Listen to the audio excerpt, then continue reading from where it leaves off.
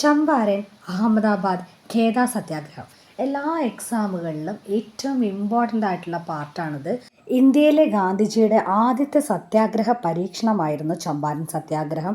1917 ചമ്പാരൻ സത്യാഗ്രഹം നടന്നിട്ടുള്ളത്. ചമ്പാരനിലെ നീലം കർഷകരെ യൂറോപ്യൻ തോട്ട ഉടമകൾ ചൂഷണം ചെയ്യുന്നതിനെതിരെയായിട്ടാണ് ഈ സത്യാഗ്രഹം നടന്നിട്ടുള്ളത്. ഗാന്ധിജി ഇവിടെ എത്തുകയും കർഷകരുടെ അവസ്ഥയെക്കുറിച്ച് വിശദമായിട്ട് പഠിച്ചു.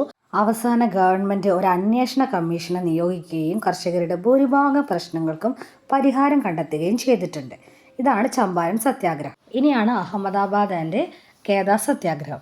ഇത് രണ്ടും ഒരേ വർഷത്തിലാണ്, 1918.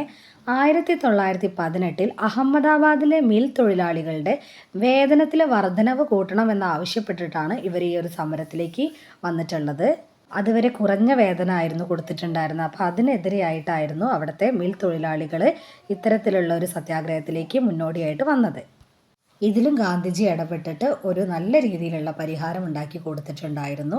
അടുത്തതാണ് ഖേദ സത്യാഗ്രഹം. 1918 ഇത് നടന്നത്.